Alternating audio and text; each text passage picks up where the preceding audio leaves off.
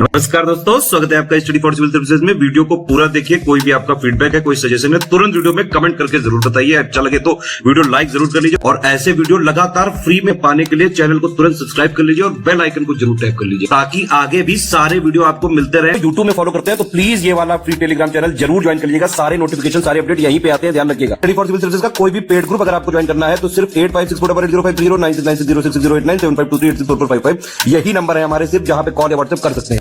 Instagram पे हमारा page जरूर फॉलो कर लीजिएगा, studyforcivil.services है।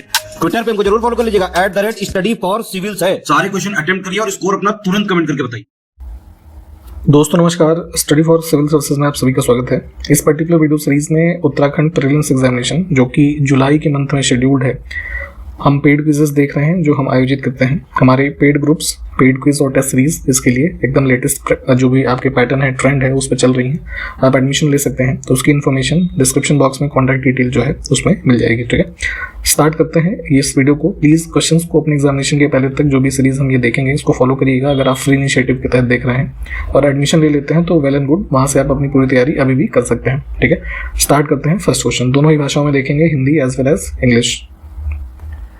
क्वेश्चन है कि बादामी के चालुक्य वंश का वास्तविक संस्थापक कौन था? साउदर्न इंडिया की ये जो डायनेस्टीज आप पढ़ते हैं, चोल है ना, चेर, पांड्य हो गया, चालुक्य, ये सब हो गए। ठीक है, तो चालुक्य की अगर बात करें तो जैसे क्या है, इसमें कई सारे इनके डिवीजन्स थे। तो जो बादामी वाला रीजन पूछा जा रहा है ना, तो जो वर्तमान हमारा कर्नाटक है, यहाँ से स्ट्रेच होकर के इधर महाराष्ट्र गुजरात का जो रीजन है, यहाँ तक इसे मतलब इनका एरिया था। और 540 के अराउंड जो है इसका टाइम पीरियड स्टार्ट होता है 540 AD से। और जो संस्थापक है पुलकेशिन फर्स्ट। ठीक है, इसको ध्यान रखेंगे, ऑप्शन पहला सही है। निम्नलिखित में से किस मुगल शासक या मुगल बादशाह की माता हिंदू नहीं थी? ठीक है, मुगल डायनेस्टी में जो ये फेमस रूलर्स हुए हैं तो इनमें देखेंगे तो जैसे अकबर है ना, अकबर की मदर का क्या नाम था? हमीदा बानो बेगम। ठीक है, तो जो है फर्स्ट को चुनेंगे। इसके अलावा जो है अकबर के बाद भी जो आप देखते हैं जितने भी रूलर्स रहे हैं, ठीक है, तो उनकी मोस्टली जो मदर्स हैं वो हिंदू कास्ट से, मतलब हिंदू रिलीजन से संबंधित थी। ठीक है, इसको ध्यान रखना है। इसमें से कौन सा युग्म सही सुमेलित नहीं है? बहुत ध्यान से देखा करिए क्या पूछा गया है। ठीक है, मुगल बादशाहों का नाम लिखा हुआ है और उनका जो शासनकाल है, ठीक है, तो इसमें गलत है। ये अकबर का शासनकाल 1526 में तो देखिए भारत में मुगल सत्ता स्थापित होती है। बाबर ने जब अटैक किया है, फर्स्ट पानीपत की जो बैटल है बाबर और इब्राहिम लोदी के बीच में। ठीक है, तो 1526 से 1530 तक ये बाबर का टाइम पीरियड है। उसके बाद हुमायूं और फिर अकबर का टाइम पीरियड आता है 1556 से 1605 में इसकी डेथ जो होती है तब तक। ठीक है, अन्य ऑप्शंस ठीक है, पहला गलत है। नेक्स्ट है कि निम्नलिखित में से मुगल शासक तथा उनके मूल नामों का कौन सा युग्म गलत है? शाहजहां वाला पेयर गलत है, ऑप्शन डी। ठीक है, इसमें देखिए शाहजहां का जो मूल नाम था मिर्जा, ये शहाबुद्दीन था। ठीक है, शहाबुद्दीन, ये जो मुहिद्दीन लिखा था ये गलत है। शहाबुद्दीन मोहम्मद खुर्रम ये पूरा नाम था, शॉर्ट में शाहजहां के नाम से जानते थे। अन्य विकल्प ठीक है। निम्नलिखित में से कौन सा पल्लव शासक सम्राट हर्ष एवं पुलकेशिन द्वितीय के समकालीन था? ठीक है, तो जैसे अभी ये पुलकेशिन फर्स्ट की बात की हमने पहले क्वेश्चन में। ठीक है, तो उसके बाद देखेंगे तो उसी समय काल के दौरान जो ये डायनेस्टीज थी तो इसमें महेंद्र वर्मन फर्स्ट है ना, ये इनके समकालीन है। थोड़ा चाहे तो डिटेल में इसको पढ़ लीजिएगा। भारतीय संविधान का भाग 2 किससे संबंधित है? हमारे संविधान में कई सारे भाग हैं और उसमें अनुच्छेद हैं जो प्रावधान उसमें लिखे हुए हैं। ठीक है, अब देखिए भाग 2 में क्या है, जैसे पहले से ही देख लेते हैं। पहले में क्या है? यूनियन एंड इट्स टेरिटरी है ना, आर्टिकल 1 से 4 के बीच। फिर दूसरा जो पूछा गया ये नागरिकता से संबंधित है, आर्टिकल 5 से 11 के बीच। ठीक है, फिर मौलिक अधिकार तीसरे भाग में है 12 से 35। फिर राज्य के नीति निर्देशक तत्व या सिद्धांत ये भाग 4 में है 36 से 51। उसके बाद 4A एक भाग ये जोड़ा गया था, इसमें 51A एक आर्टिकल है जिसमें 11 फंडामेंटल ड्यूटीज हैं। ठीक है, उसके बाद यूनियन ये 5वां भाग है। ठीक है, तो ये जो है हमारा 52 से 151 तक ऐसे करके सारे भाग हैं। तो थोड़ा इसकी लिस्टिंग देखिए एक बार। कौन सी अनुसूची के तहत अनुसूचित क्षेत्रों और अनुसूचित जनजातियों के प्रशासन और नियंत्रण के लिए प्रावधान किए गए हैं। कॉन्स्टिट्यूशन में हमारी 12 शेड्यूल्स भी हैं, ठीक है, जिसमें अलग अलग प्रावधान है, इसके बारे में भी पढ़ना है आपको। तो शेड्यूल्ड एरिया के एडमिनिस्ट्रेशन से संबंधित हमारा 5th शेड्यूल, ठीक है, ऑप्शन ये बी वाला। 4th में जैसे एलोकेशन ऑफ सीट्स राज्यसभा, इसके बारे में है। 8वीं अनुसूची में आपका जो ये ऑफिशियल लैंग्वेजेस है। 9वीं अनुसूची में कुछ ऐसे लॉज हैं जो है ना चैलेंज वगैरह नहीं किए जा सकते, ठीक है, तो थोड़ा इसको देखिए। पंचायती राज को पहली बार 2 अक्टूबर 1959 को किस जिले में पेश किया गया, ठीक है। तो देखिए जो 73rd अमेंडमेंट आप पढ़ते हैं जिसमें कॉन्स्टिट्यूशनल स्टेटस दिया गया पंचायती राज को, एक 9th भाग भी ऐड किया गया था, ठीक है। लेकिन उससे पहले ही पंचायत को मतलब भारत में पहली बार इनॉग्रेट किया गया था राजस्थान के नागौर जिले से, ठीक है, जवाहरलाल नेहरू के द्वारा। ये क्वेश्चन पूछा जाता है और डेट भी ध्यान रखिएगा। भारत में सिक्कों की ढलाई का एकमात्र अधिकार इसमें से किसके पास है, ठीक है। तो जैसे कि देखिए 2 चीजें होती हैं, नोट और सिक्के, ठीक है। तो नोट जो है प्रिंट करता है आरबीआई, ठीक है, और सिक्कों की ढलाई भारत सरकार करती है, ठीक है, तो ध्यान रखिएगा। नेक्स्ट है जनगणना 2011 के अनुसार भारत का तीसरा सबसे अधिक आबादी वाला राज्य। तो सेंसस देखिए 2011 का ही पढ़ना है, नया चूंकि हुआ नहीं है, यही आंकड़े आपके एग्जाम में आएंगे अभी भी। तो सबसे ज्यादा पॉपुलस था उत्तर प्रदेश, 2nd पे महाराष्ट्र और 3rd पे था बिहार, ठीक है। नेक्स्ट है कि भारत में आम मैंगो का सीजन चल रहा है और इसका सबसे बड़ा उत्पादक राज्य कौन सा है, ठीक है।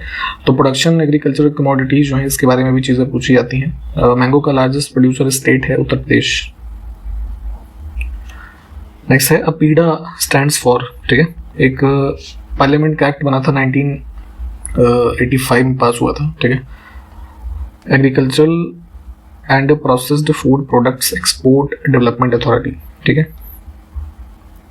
ऑप्शन डी भारत सरकार के अंतर्गत कार्यरत एक संस्था है और एक्ट 85 में बना था, एस्टैब्लिश हुआ था 86 में। हेडक्वार्टर कहाँ पे है, न्यू दिल्ली में। नेक्स्ट है किसानों को लाभ पहुंचाने हेतु कृषि उपज के सहकारी विपणन को बढ़ावा देने के उद्देश्य से इसमें से कौन सी संस्था को स्थापित किया गया था। तो national agricultural cooperative marketing federation of India, NAFED इसको शॉर्ट फॉर्म में कहते हैं, ठीक है। इसकी स्थापना हुई थी 1958 में, ठीक। इसमें से कौन सा एक टर्म है जो कृषि के ग्रीन हाउस का एक तरीका है जहां उन्नत ग्रीन हाउस प्रौद्योगिकी जैसे कि हाइड्रोपोनिक्स और एरोपोनिक्स, बेसिकली ये टेक्नोलॉजी ऐसी होती है जिसमें विदाउट सॉइल, है ना, सॉइल लेस एग्रीकल्चर में जो पौधे हैं इस तरह की चीज़ें उसको उगाया जाता है, ठीक है। थोड़ा इन दोनों के बारे में पढ़िएगा। तो कई सारी जो आजकल शहरों में मल्टी स्टोरी बिल्डिंग है उनमें इस तरीके की चीज़ों को प्रैक्टिस किया जा रहा है, ठीक है। तो इसको वर्टिकल फार्मिंग बोलते हैं, ठीक है, लंबवत खेती कह सकते हैं आप। फिलहाल इसमें ये दोनों टर्म के बारे में आपको पढ़ना है, हाइड्रोपोनिक्स और एरोपोनिक्स। अगला है पानीपत का द्वितीय युद्ध किनके बीच लड़ा गया था, ठीक है। देखिए 3 फेमस बैटल हैं पानीपत की, है ना, 1526, 1556 और 1761, है ना। पहली में बाबर और इब्राहिम लोदी, अभी हमने ऊपर ही बताया था, ठीक है। सेकंड में पूछा गया है तो ये अकबर और हेमचंद्र सूरी, ठीक है। और तीसरी जो है ये मराठास और ये अफगानी था अहमद शाह अब्दाली, ठीक है, इनके मध्य हुआ था। तो ये तीनों को ध्यान रखना, ये पूछा जाता है। चक्रवर्ती राजगोपालाचारी से पूर्व भारत के गवर्नर जनरल कौन थे। तो देखिए आज़ादी के बाद जो भारत के मतलब पहले भारतीय गवर्नर जनरल बने, है ना, इंडिया के, वो कौन थे, सी राजगोपालाचारी या फिर चक्रवर्ती राजगोपालाचारी। लेकिन इनसे पहले जो ब्रिटिशर आखिरी थे वो कौन थे, लॉर्ड माउंटबेटन, ठीक है। पृथ्वी की संरचना में रासायनिक लौह तत्व आयरन, इसकी मात्रा कितनी होती है, ठीक है। तो जो है बाई मास अगर हम देखेंगे तो लगभग अर्थ में जो कॉम्पोजिशन सबसे ज़्यादा है आयरन का है, 32 से 35%, ठीक है। इसके बाद जैसे ऑक्सीजन 30% के आसपास, सिलिकॉन, मैग्नीशियम, ये सब एलिमेंट, ठीक है।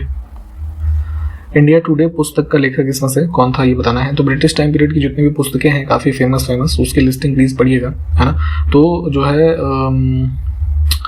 ये रजनी पाम दत्त, है ना, आरपी दत्त शॉर्ट फॉर्म में इनको कहा जाता है, इनकी पुस्तक है, ठीक।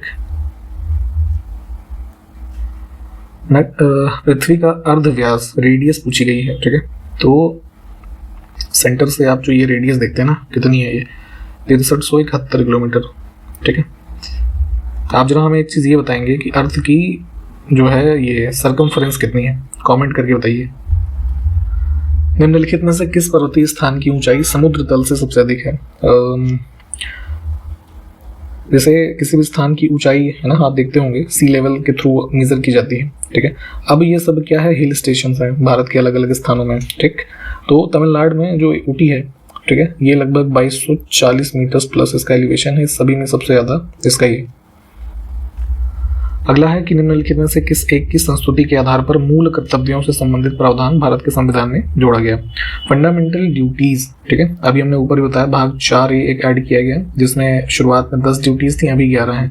तो सरदार स्वर्ण सिंह कमेटी एक बनी थी, उन्होंने रिकमेंड किया और 42nd अमेंडमेंट 1976 के माध्यम से इसको जो है ऐड किया गया था। इसमें से कौन सा एक सुमेलित नहीं है? ठीक है, कुछ पुस्तकें हैं मुगल शासकों के रेफरेंस में और उसका राइटर हुमायूंनामा वाला गलत है। हुमायूंनामा जो है हुमायूं की सिस्टर कह लीजिए, ये गुलबदन बेगम, ठीक है, इसके निर्देशन में इसको लिखा गया। अगला है भारतीय संविधान के अनुच्छेद 368 का संबंध इसमें से किस विषय से है? तो एक ही आर्टिकल है भाग 20 में, कॉन्स्टिट्यूशनल अमेंडमेंट, जिसमें 3 प्रकार की विधियां बताई गई हैं संविधान में संशोधन करने की। इसमें देखिए कौन सा युग्म सही सुमेलित नहीं है, बहुत ध्यान से देखा करिए क्या पूछा जा रहा है। कुछ फेमस पुस्तकें हैं ऐतिहासिक और उसके राइटर का नाम लिखा है। स्टार्टिंग की 3 तो ठीक है, सूर्य शतक है ना, इनके राइटर, इस पुस्तक के राइटर का जो नाम था मयूर, ये गलत है। हरिशेन जो है नहीं होगा, ठीक है।